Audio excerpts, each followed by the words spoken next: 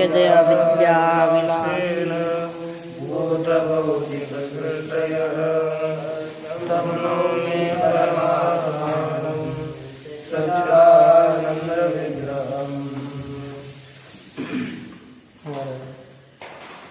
श्री धर्मराजा धुरेंद्र प्रणीत वेदांत परिभाषा में प्रथम क्रमशः 6 खंडों का विचार कर छठे खंड का विचार कर रहे हैं, जिसका नाम है अनुपलब्धि परिच्छेद। अनुपलब्धि परिच्छेद का विचार करते हुए अभावों के 4 प्रकार बताए गए थे: प्राग भाव, प्रध्वंस भाव, अत्यंता भाव और अन्योन्या भाव। इन अभावों का वर्णन किया है। यहाँ पर यह भी बताया कि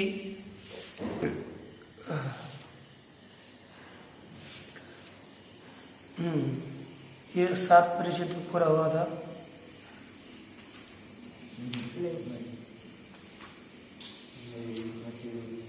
न चैवं यत्र ध्वंसादिकरणं नित्यं तत्र कथम ध्वंसनाशः इति वाच्यम। यहाँ पर कहा था ध्वंस का भी नाश हो जाता है।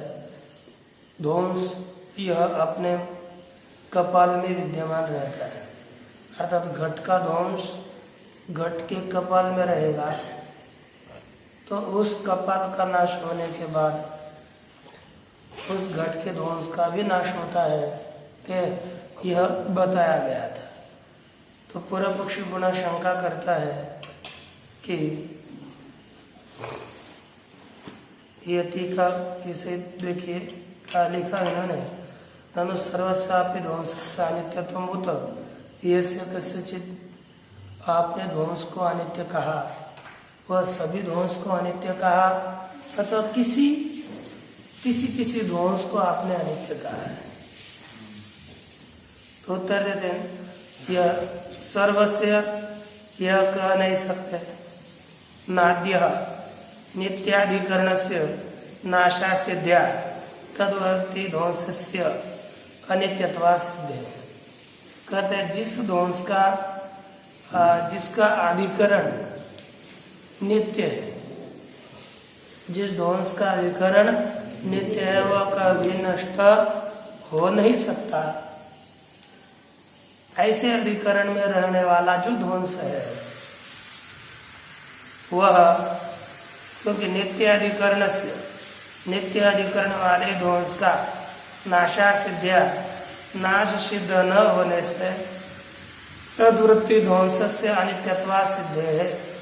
तद्वृत्ति अर्थात नित्य अधिकरण वाले ध्वंस के अनित्यत्व की सिद्धि नहीं हो सकती, क्योंकि हाँ ठीक है, घट है, घट का जो ध्वंस कपाल में रहा वह कपाल अनित्य है, इसलिए कपाल वृत्ति जो घट ध्वंस है उसका नाश होगा, इसमें कोई समस्या नहीं है। लेकिन ऐसा पदार्थ हमने लिया जैसे द्व्यणुक है, द्व्यणुक का ध्वंस परमाणु में रहा, वह ध्वंस अब परमाणु का कभी भी नाश नहीं हो सकता, इसलिए परमाणु वृत्ति द्व्यणुक ध्वंस वो कभी भी नष्ट नहीं होगा। अर्थात ध्वंस 2 प्रकार के, नित्य अधिकरण वृत्ति ध्वंस और अनित्य अधिकरण वृत्ति ध्वंस। अनित्य अधिकरण में रहने वाले ध्वंस का नाश हो, लेकिन नित्य अधिकरण में रहने वाले ध्वंस का नाश नहीं होगा। इस मत को मान करके प्रथम पक्ष का कथन किया। नित्य अधिकरण वाले ध्वंस के नाश की सिद्धि न होने से तद्वृत्ति है ना, नित्य अधिकरण वाले ध्वंस नहीं, नित्य अधिकरण का नाश न होने के कारण उस नित्य अधिकरण में रहने वाले ध्वंस के भी नाश की सिद्धि नहीं होगी। ये प्रथम पक्ष। न द्वितीय कहेंगे कि यस्य कस्यचित्, सभी ध्वंसों का नाश हम नहीं मानते, किसी ध्वंस का नाश ही माना जाता है। तो उसका उत्तर दिया कि नित्य अधिकरण का ध्वंस सामान्यात् सर्वस्यापि नित्यत्वाश्रयण औचित्यात् इति आशंक्य आह। इति आशंक्य परिहरते। कहते हैं नित्य अधिकरण का ध्वंस सामान्य। देखो नित्य अधिकरण में रहने वाला ध्वंस और अनित्य अधिकरण में रहने वाला ध्वंस। जैसे नित्य अधिकरण में रहने वाला ध्वंस परमाणु द्वणुक ध्वंस और अनित्य अधिकरण में रहने वाला ध्वंस घट ध्वंस। घट का ध्वंस कपाल में रहता है, द्वणुक का ध्वंस परमाणु में रहता है। तो द्वणुक का ध्वंस नित्य अधिकरण में रहने वाला ध्वंस है। वह जैसे ध्वंस है तद्वत अनित्य अधिकरण में रहने वाला भी तो ध्वंस ही है। इसलिए दोनों में ध्वंसत्व सामान्य है। ध्वंसत्व समान ही है तो किसी को नित्य मानो और किसी को अनित्य मानो यह कहना उचित जान नहीं पड़ता। इसलिए नित्य अधिकरण जो ध्वंस है उसके सामान्य उसके समान होने के कारण सर्वस्यापि नित्यत्वाश्रयण औचित्या सभी ध्वंसों को नित्य स्वीकार करना ही उचित है। यह शंका करके उत्तर देते हैं। कहते न चैवम यत्र ध्वंसाधिकरणम न चैवम अपि, इस प्रकार भी यत्र ध्वंसाधिकरणम नित्यम, जहाँ पर ध्वंस का अधिकरण नित्य है। जैसे द्वणुक पहले द्वणुक बने, दोनों अलग अलग हो गए तो द्वणुक ध्वंस का कारण हो गया नित्य। परमाणु दो अलग अलग परमाणु, यहाँ पर ध्वंस का अधिकरण नित्य हो गया परमाणु। तत्र कथम ध्वंस नाश, वहां पर ध्वंस का नाश कैसे होगा?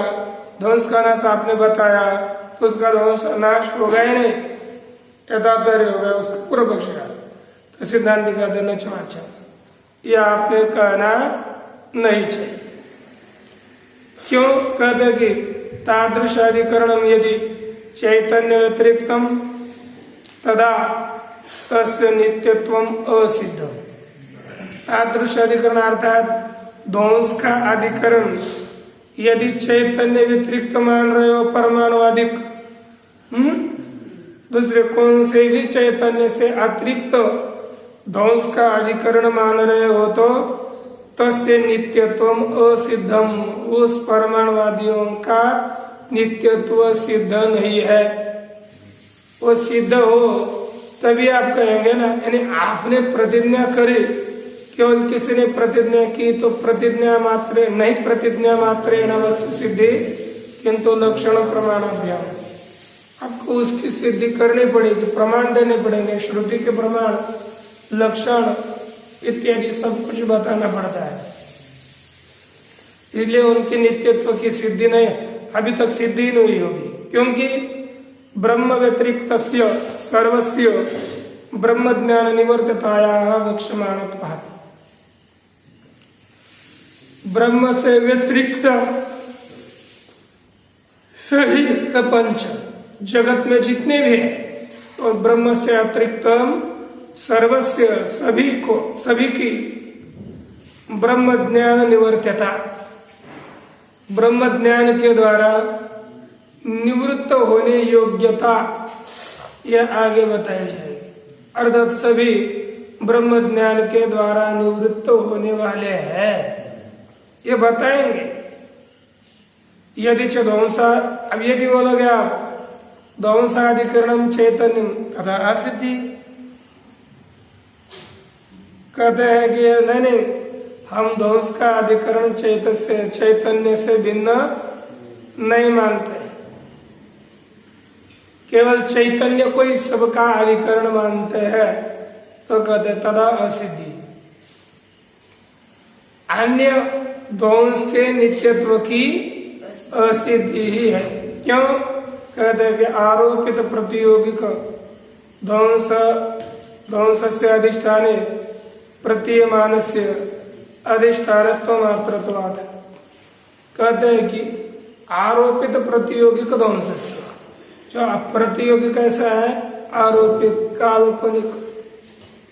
आरोपित प्रतियोगिक जो ध्वंस है वह ध्वंस अधिष्ठाने प्रतीयमान प्रतीत क्या हो रहा है?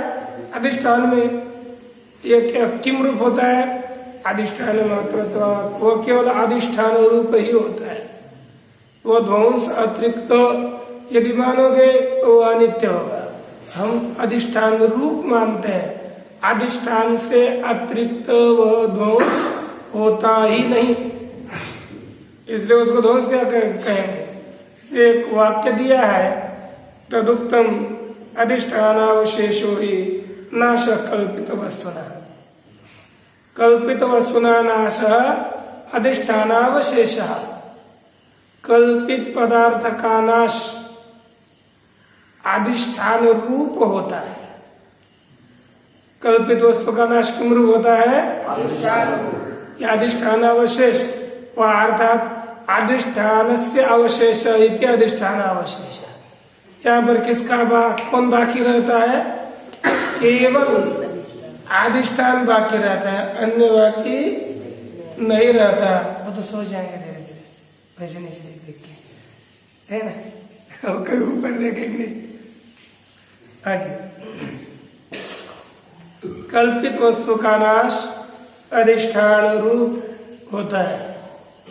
एवं शुक्ति रूप विनाशो अपि इदम अवच्छिन्नम चैतन्यम एवं इस तरह शुक्ति रूप विनाश, शुक्ति रूप का नाश हो गया, बाधित हो गया, तो किम रूप हो जाता है? कहते इदम अवच्छिन्न चैतन्य रूपी हो जाता है। वह इदम अवच्छिन्न चैतन्य से अतिरिक्त शुक्ति रूप का नाश अलग नहीं होता। यही एक सिद्धांत प्रतिपादित किया गया। अब तीसरा जो आत्यंताभाव है उसका कथन करें। पहले तो बताया प्रागभाव, तत्पश्चात ध्वंस। अब आत्यंताभाव का लक्षण करते हैं कि यत्राधिकरणे यस्य कालत्रय अपि अभाव सो अत्यंताभाव। ध्यान दे, जो ऐसे नहीं देखना, एकाग्रता ये समझ में आना चाहिए, तभी आगे जा करके आप लोगों का फल होगा। देखो, यत्र अधिकरणे में म्हणजे जिस अधिकरण में यस्य कालत्रय अपि अभाव, जिसका तीनों भी कालों में अभाव होता है। जैसे वायु में यत्र अधिकरण अर्थात वायु अधिकरणे यस्य अर्थात रूपस्य कालत्रये अपि अभाव, तीनों कालों में भी अभाव है। सह रूप से अत्यंत अभाव, वही वायु में रूप का आत्यंतिक अभाव होता है। जैसे वायु रूप अत्यंत अभाव, सोपी घटाधिवत ध्वंस प्रतियोगी एवं, वह भी अर्थात रूपाभाव भी घटादियों की तरह ध्वंस का प्रतियोगी ही है।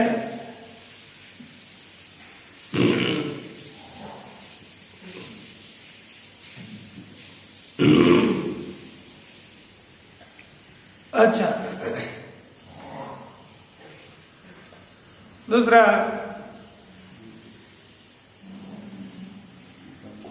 सह आत्यंताभाव भी आत्यंताभाव भी घटादि की तरह ध्वंस का प्रतियोगी है। कहते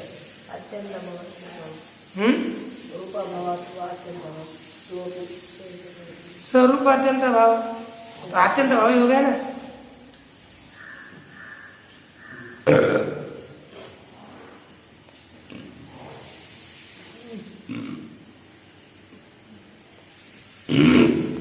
सह अपि अर्थात नीति नीति इस इत्यादि ज्ञान का विषयभूत अत्यंत भाव ही ध्वंस का प्रतियोगी है। यह इनका कहने का तात्पर्य।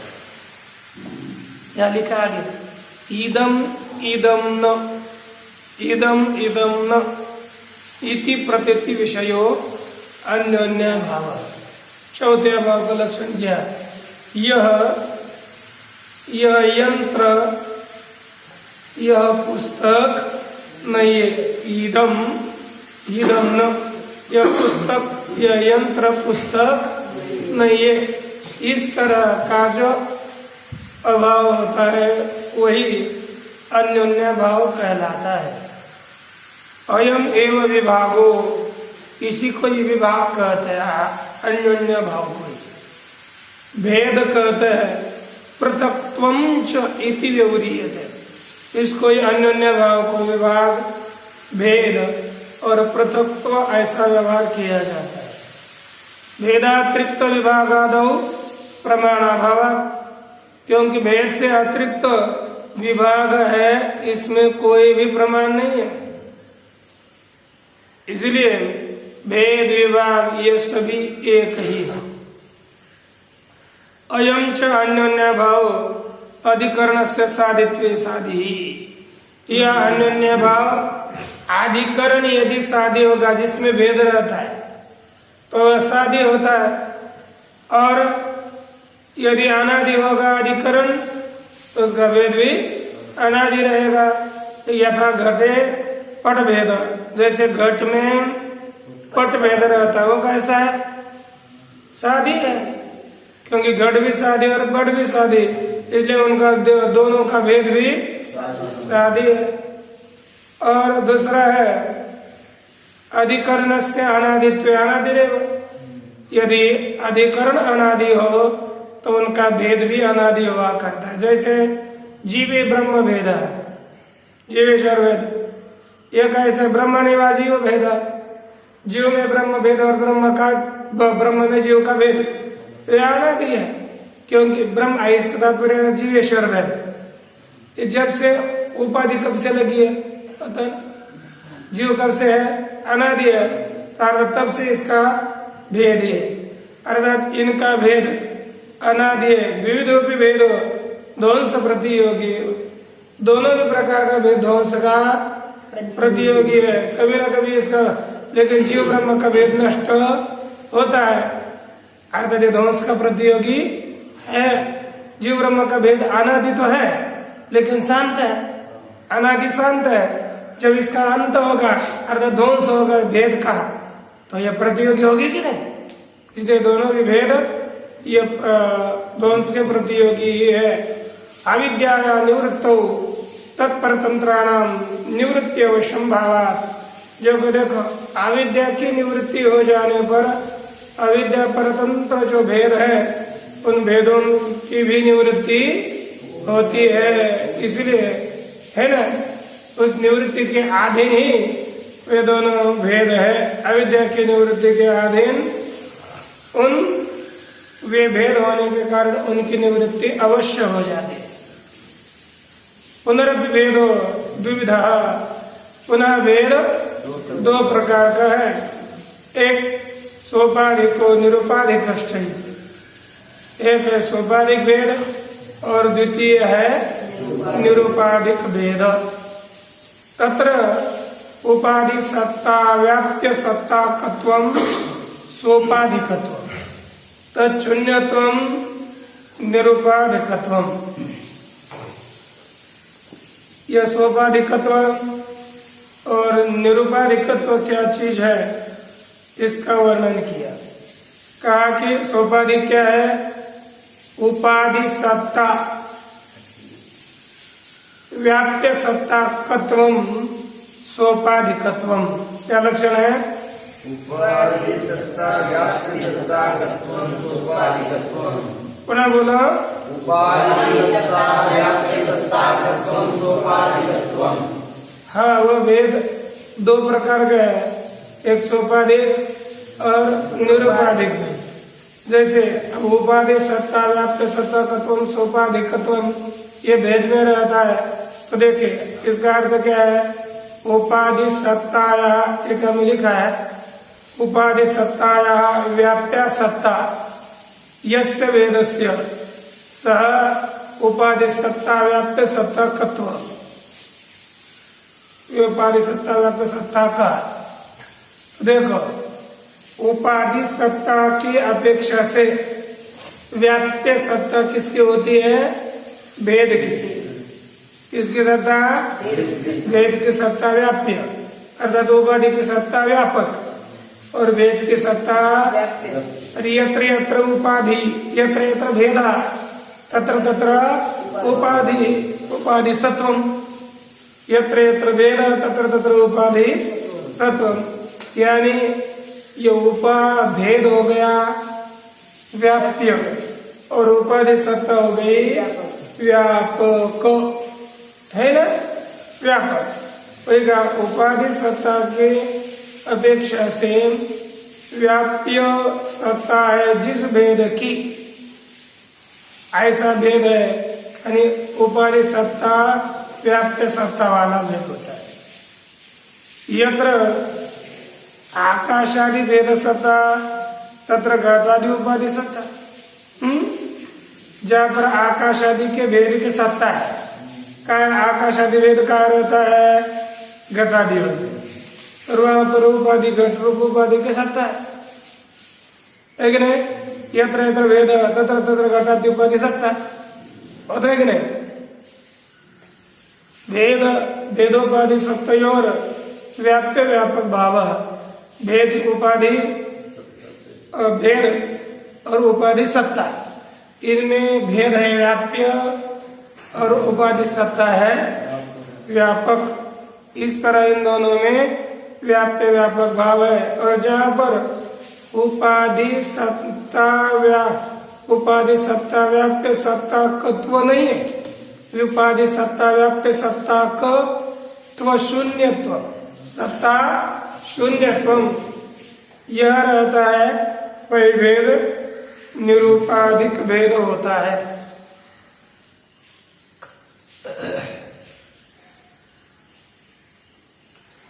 आगे कहते हैं तत्राद्य, उसमें पहला कौन सा है? एक सेव आकाशस्य घटादि उपाधेन भेद, एक ही आकाश का घटादि उपाधि रूप से भेद होता है कि नहीं? हम क्या बोलते हैं?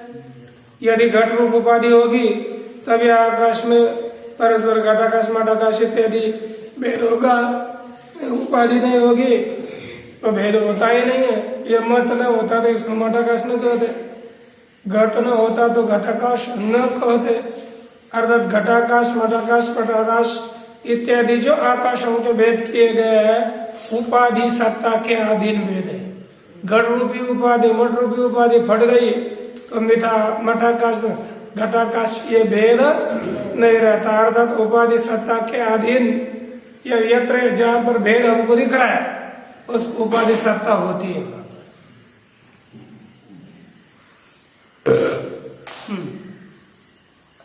तथा च आगे यथावा एक सूर्य से जल भाजन भेदेन भेद है, जैसे एक सूर्य का भी भेद हो जाता है।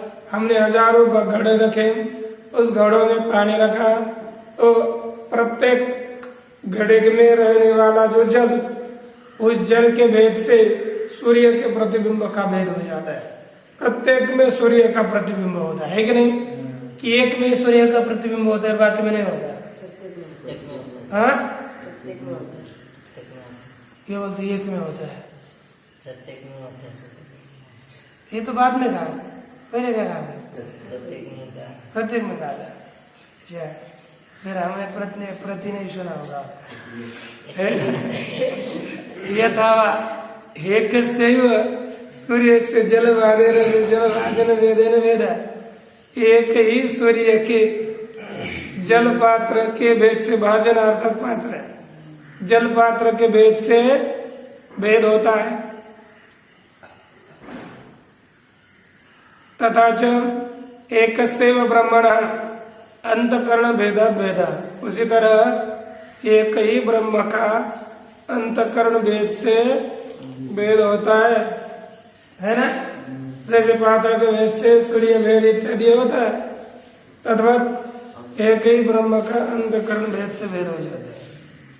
निरुपाधिक भेद यथा घटे पद भेद, निरुपाधिक भेद कौन सा है? घट में पट का भेद। ये उपाधि के कारण नहीं, ये उपाधि के अरे स्वतः उसमें भेद है। उपाधि के कारण कोई उपाधि लगी इसलिए घट से कपट का भेद हो गया, ऐसा नहीं। स्वतंत्रता से उनमें भेद रहता ही है। तात्विक भेदादे है। अच्छा, न ब्रह्मणि अपि प्रपंच भेदाप्युपगमे अद्वैत विरोध है। कहते ब्रह्म में भी तो प्रपंच का भेद रहेगा, फिर कहते ब्रह्म में भी प्रपंच का भेद स्वीकार किए जाने पर कोई अद्वैत का विरोध नहीं है। क्यों? तात्विक भेदादे अनप्युपगमेन, प्रपंच में जो भेद माना है ना वो तात्विक भेद नहीं है, काल्पनिक भेद है। तात्विक भेद स्वीकार न किए जाने से ब्रह्म में प्रपंच का तात्विक भेद नहीं होता।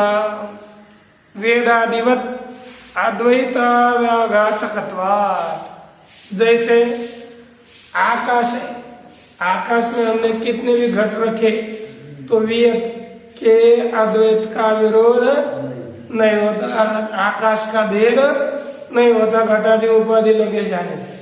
उसी तरह प्रपंच ये सभी कितने भी उपाधि लगे तो ब्रह्म में अभेद का विरोध नहीं कर सकता, क्योंकि वह काल्पनिक है। यही का प्रपंच से अद्वैते ब्रह्मणि कल्पितत्वांगीकारा, प्रपंच अद्वैत ब्रह्म में कल्पित है ऐसा अंगीकार किए जाने से, है ना। इसलिए प्रपंच किसमें कल्पित है? अद्वैत ब्रह्म में। अद्वितीय ब्रह्म में प्रपंच कल्पित है ऐसा अंगीकार किए जाने से आप यहाँ पर अद्वैत का व्याघात नहीं कर सकते। तदुक्तम सुरेश्वराचार्य ही, वही सुरेश्वराचार्य जी ने बताया है कि अक्षमा भवत केयम साधकत्व प्रकल्पने किन्न पश्यसि संसारम तत्रैव ज्ञान कल्पितम।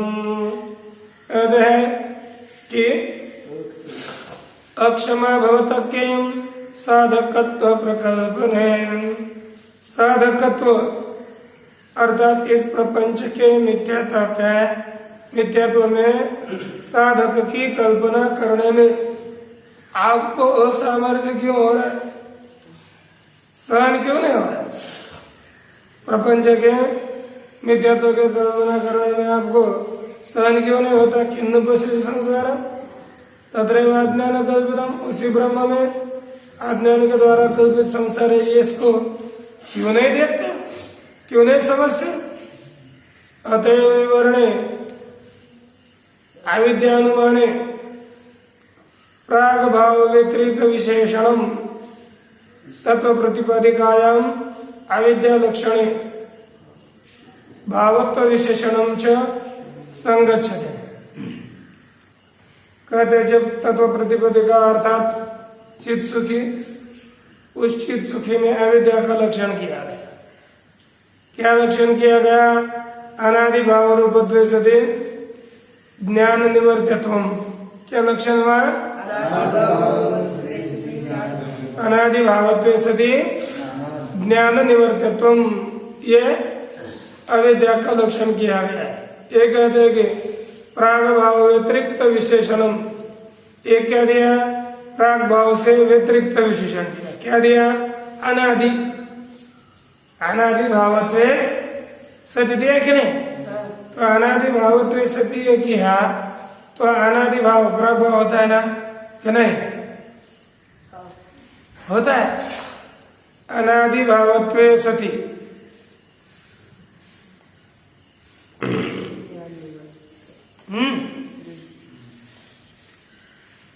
ये विशेषण दिया है। तत्व प्रतिपदिका में अविद्या के लक्षण में भावत्व विशेषण भी संगत होता है। अविद्या के लक्षण में अनादि भाव रूपत्व, प्राग भाव अनादि भाव रूप होता है क्या? अनादि अभाव रूप होता है।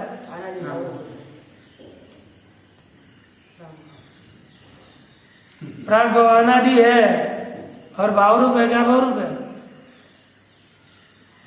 और आभाव क्यों रूप होगा? आभाव क्यों रूप होता है? भाव रूप आभाव रूप। तो क्या हो गया? अनादि है, भाव रूप नहीं हो। इसलिए प्राग भाव के निवृत्ति के लिए भाव से तद व्यतिरिक्त विशेषण दिया। उसके उल्टा प्राग भाव के प्राग भाव व्यतिरिक्त अर्थात अनादि भाव रूप दिया है। यह विद्या कैसी है? अनादि है, भाव रूप है और ज्ञान के द्वारा विद्या के द्वारा निवृत्त होती है। इसलिए अनादि भाव रूपत्वे सति ज्ञान निवर्तित्वम कस्य लक्षणम? अविद्याया लक्षणम। यदि नित्य का लक्षण बनेगा। ये अविद्या का लक्षण किया। ये किसने किया है? तो चित्त सुखी में किया है। अनादि न जोड़ करके भावत्व सदी ज्ञान निवर्तित्व का भी इतना भी लक्षण करेंगे तो भी संगत होता है, कोई दोष नहीं है। भावत्व विशेषण च संगच्छते, केवल भावत्व विशेषण भी संगत होता है। एवं चतुर्विधा भावानां योग्यानुपलब्ध्या प्रतीति तत्र अनुपलब्धिर मानांतरम। इस प्रकार चार प्रकार के जो अभाव है उनमें योग्य अनुपलब्धि ही प्रमाण है। ये इसकी प्रतीति योग्य अनुपलब्धि प्रमाण से होती है। इसके होती है योग्य अनुपलब्धि से। योग्य अनुपलब्धि तृतीय है ना, योग्य अनुपलब्धि के द्वारा चार प्रकार के अनुभावों की प्रतीति होती है। तत्र अनुपलब्धि मानांतरम, इसमें अनुपलब्धि एक अलग प्रमाण माना जाता है। इस तरह एक अलग प्रमाण स्वीकार कर देते हैं। ऐसे चार प्रमाणों की सिद्धि, यानी ये चार अभावों की सिद्धि बताई गई। तत्पश्चात अब आता है प्रामाण्यवाद। क्या आता है? प्रामाण्यवाद। इस प्रामाण्यवाद का विचार हम लोग कल करेंगे। ओम पूर्णमदः पूर्णमिदं पूर्णमुदच्यते पूर्णस्य पूर्णमादाय पूर्णमेवावशिष्यते। ओम शांति शांति शांति।